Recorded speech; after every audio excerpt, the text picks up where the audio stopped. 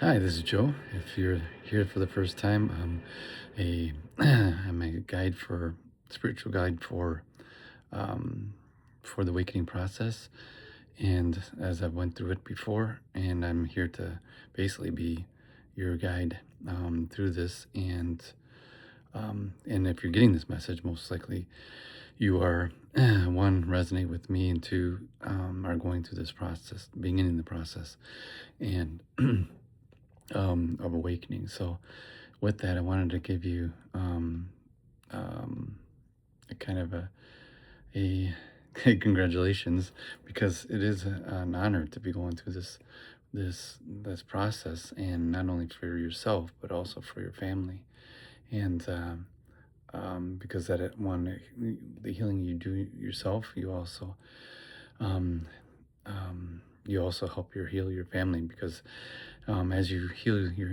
inner being, you also heal your family members, because they're a reflection of you. So with that, you become a better person yourself, as well as your relationships within your family also improve. I mean, not it doesn't mean all of them will improve.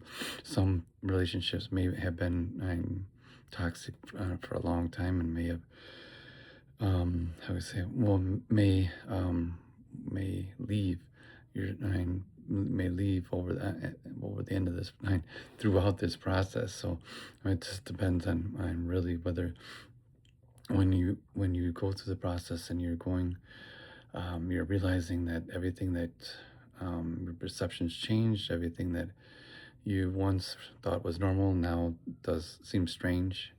um, and this is the one thing that you'll realize is that things no longer are the same, as far as your perception of them. And two, the what I found out myself is went through this process about a year and a half ago, a little bit over a year and a half ago, but I didn't have many people, anybody to reference or use as a guide. So I unfortunately I had spirit angels, and spirit guides and angels, guardian angels, that helped me by sending me messages, and of duplicate numbers, um, and then also links to books, ebooks, and stuff that I could actually read and listen to, audiobooks that would help me through this process. And that really helped me to understand what to do, and then do meditating each day, writing in my journal, just getting um, this process. I mean, for to do your inner healing, this whole process relies on you being able to calm your nervous system, and that's the best way to do that is meditation. And one, to calm your mind, and then to your nervous system, which both are equally, how do you say it, it's like the monkey mind, where your mind's going crazy. My mind was similar to that when I started doing meditation for the first time. It took me over 2 weeks to be able to sit for very long. It's like 5 to 10 minutes was an eternity for me, and and now, I mean, I can do it 20, 30 minutes easy. But it took time to get there, because when your nervous system's all wired up by being on the go and on the go, and you don't do the breath work and meditation, you do the breath work being that slow down your breath, take 3 to 5 breaths in, hold for 3 to 5 seconds, and then breathe out for 3 to 5 seconds.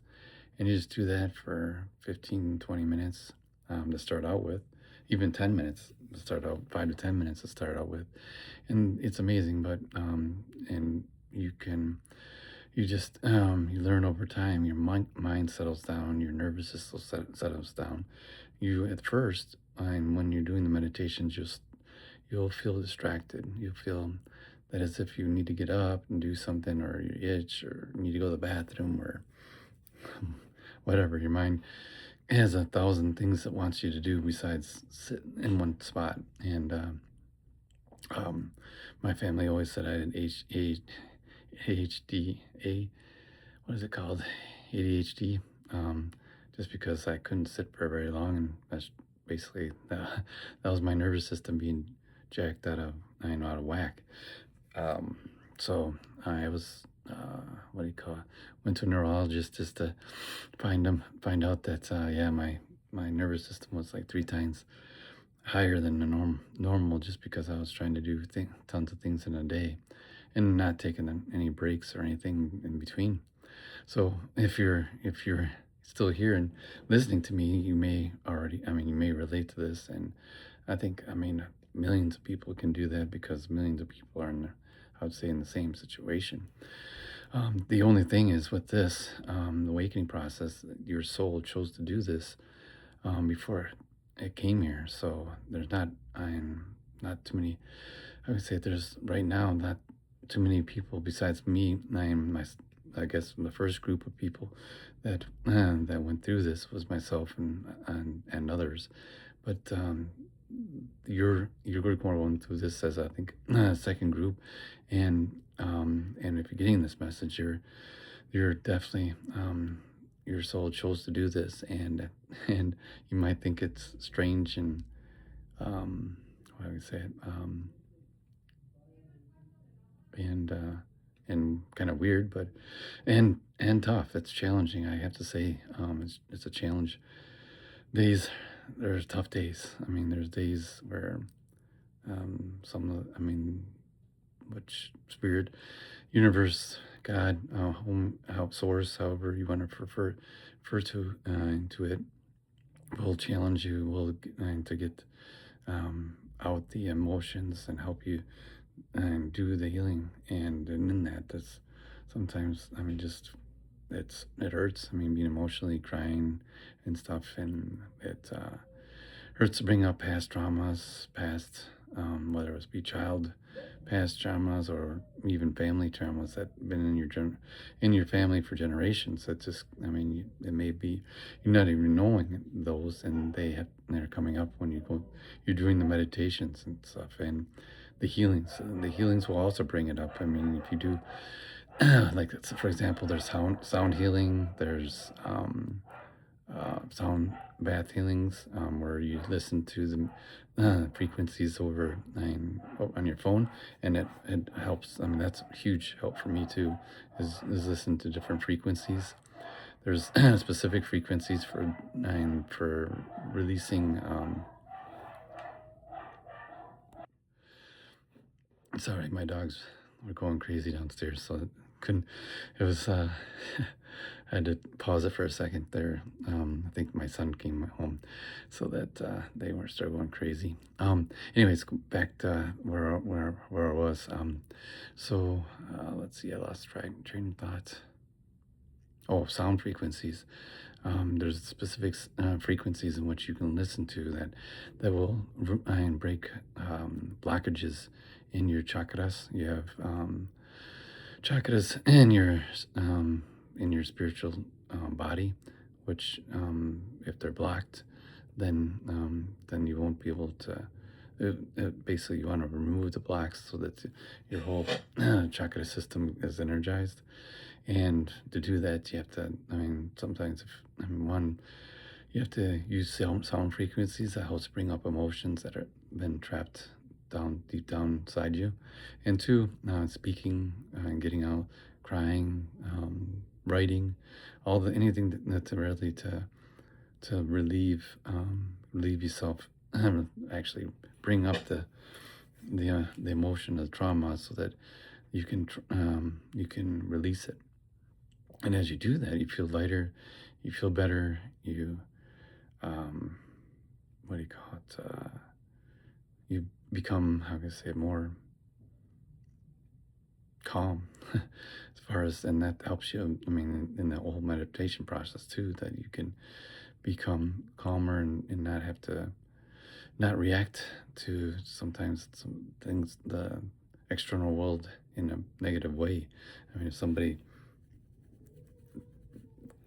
cuts you off and while you're driving or something, you have to react, or if somebody cuts in front of you in line, or you don't just overreact, and you have a calmness in your system, in your nervous system, that it doesn't bother you as much as it would have in the past. And you'll see as you go through this process that that's where you'll feel much more control of your emotions, much more control of your reactions, and much more control of how you behave in your behavior. In the end, your behavior is a reflection of your inner healing. So maybe people and the same people that trigger you now will be, and the ones that once you do the healing will you be become friends. I mean, either whether it's your family members or even friends or colleagues at work, and that's huge. Huge benefit or a huge blessing, because to see people. I mean, in my journey, I had colleagues and people that friends that trigger me. But as I went through the process, it's amazing that I mean, it's truly amazing that going through the inner healing process, and I found that one, those people didn't trigger me anymore, and two, that some of those people that did trigger me before, being colleagues or neighbors, and that they no longer, because they're not triggered. I'm not triggered by them. They also, we became friends, and have a good relationship. So it's that one thing where your inner, and one thing, your inner healing, your inner traumas, or your inner feelings about somebody, maybe, and if you once you change those feelings and change your perception of them, then that helps you begin or restart it, or heal a relationship that was what do you call it, probably that was hurt in the past, where or misunderstood or something. There's a lot of some, and in relationships there's always some entity of misunderstanding, if there's this disagreement, or a what do you call it, argument, or bad feelings. So, and even sometimes it doesn't even take, I mean, people communicating. Some people just don't hit it off well, and in that regard, once you do the inner healing, your perception changes. Even, I mean, you're not going to make everybody happy. That's not. I'm not going to promise that, because there's just people that like, no matter what, you want to stand on your head and whatever, and you're not going to make happy. I mean, that's not the idea. The idea is to make yourself happy, and go within and do your inner work, so that one, the world around you becomes more pleasant, as well as the people around you. And as more of humans go on this journey, the more um, you'll see that more and more people go through this awakening process, and get through it, then more and more of humanity will become in harmony, and become peace, and not competitive, and it's going to be more of a heaven on earth, which was always planned to be. Here is a heaven on earth. So as God had chosen it for us to be, not like it is today, where the where we're competing and grinding out and work, and trying to get ahead, and trying to pay bills, trying to um, just do 900 different 100,000 things in a day. And it just, I mean, you can see that mental health.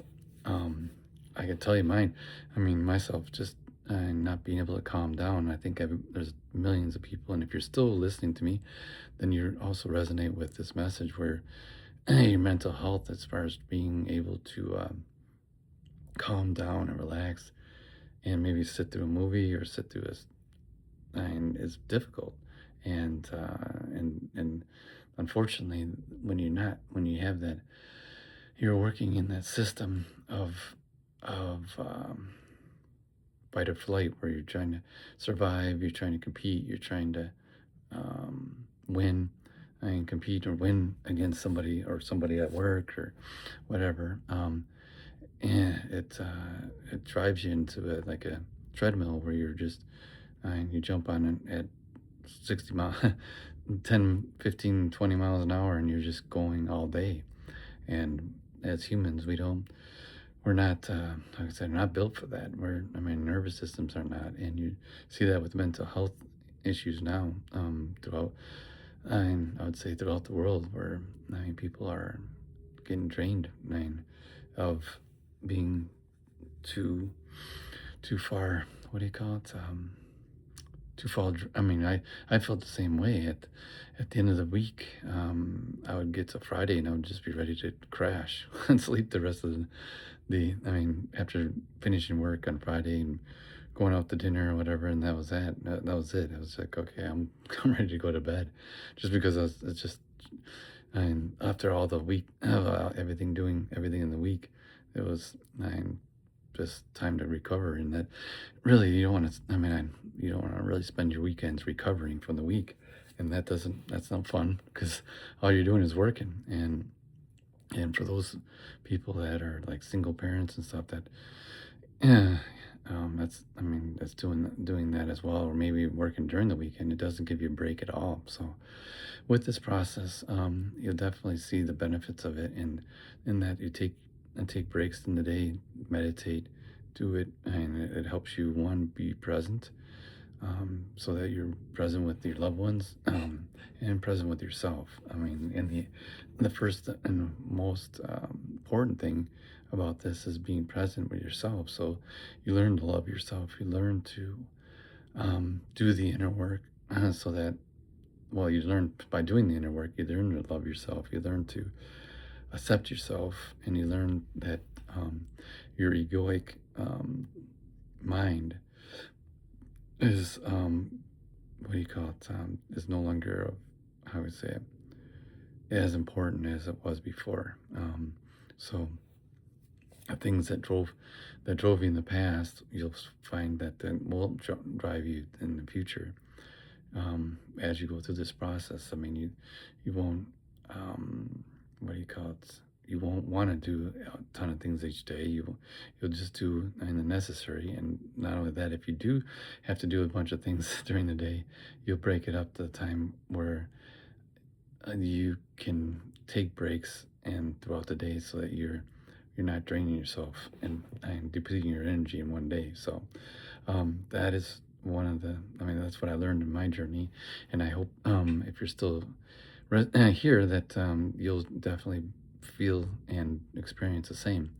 If you can, subscribe or comment, um, um, and give a thumbs up, that would help you get the channel to more people, as we go through the journey. As you guys go through the journey, I can continue to, I will continue to daily send out messages, so that, and then also channel source, when they want to, that would help you to bring their message as well. Not just my experience, but also, the message, from source, to give you guidance as well. So with that, I will, say goodnight and love you. And I'm proud of you being here. And like I said, this is a wonderful thing for you and your family. So you got this.